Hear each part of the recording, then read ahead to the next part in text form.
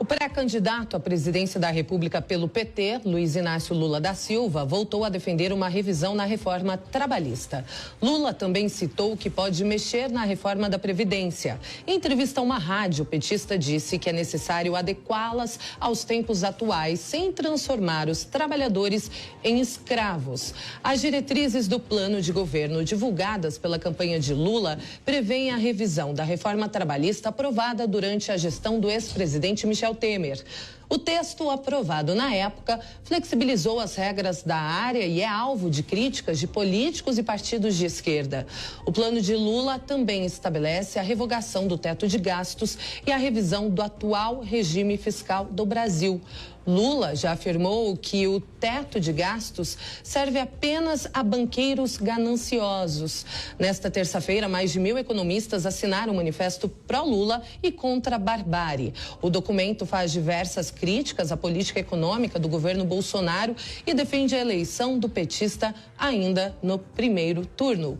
Começo com você agora, Rodrigo Constantino. O que dizer sobre todas essas declarações de Lula? Olha, que é preciso levar muito a sério essas ameaças, né? São ameaças de retrocesso e eu vejo muita gente aí no meio empresarial, no mercado financeiro, falando, não, o ex-presidente está jogando para a sua plateia. Não, ele está confessando que ele pretende levar o Brasil na direção desse atraso. Revogar, por exemplo, a reforma trabalhista do governo Temer, que foi uma reforma que reduziu bastante o litígio trabalhista. E o Brasil é recordista nisso. O teto de gastos que traz responsabilidade fiscal e credibilidade, confiança, justamente para os agentes de mercado. Então é preciso entender o conjunto da obra. Quando o ex-presidente Lula diz que vai nessa direção, é preciso levar a sério. Ele mira nos exemplos da Argentina, por exemplo, até da Venezuela. A ex-presidente Dilma Rousseff, que o próprio Lula dizia que Lula é Dilma, Dilma é Lula, quando ela era candidata, a Dilma Rousseff disse essa semana que o sonho do PT é sim o socialismo. O Frei Leonardo Boff, né, da Teologia da Libertação, disse na mesma semana que o presidente Lula pode até aparentar mais conciliatório, se for o caso, mas o governo seria, sim, radical. Então está tudo na mesa. Agora, quem quiser ir na direção da Argentina é livre para isso, mas é preciso saber que é exatamente isso que o Lula quer. Alfredo Scaff, o que achou dessa assinatura de mais de 1.000 economistas, dessa carta, como a Kalina mencionou, uma carta de apoio a Lula e contra a barbárie? Scaff. Bom, boa noite, Brown. Em primeiro lugar, não existe barbárie nenhuma, não existe nenhum ato antidemocrático praticado por nenhum dos poderes, muito menos pela presidência da República. E, na verdade, o que a gente gostaria de ouvir de todos os candidatos não é em revisão daquilo que foi aprimorado. Na verdade, é aprimorar mais ainda aquilo que já foi aprimorado. A reforma da Previdência foi uma grande conquista, uma conquista corajosa, difícil, mas obviamente encampada pelo Parlamento. E a reforma trabalhista melhorou as relações trabalhistas, porque a gente precisa melhorar a vida daqueles que geram riqueza, e não aqueles que querem distribuir a riqueza dos que geram a riqueza. Então, quando você fala em empregado e empregador, essa relação precisa ser aprimorada, ela precisa ser libertada, ela precisa ser mais liberal.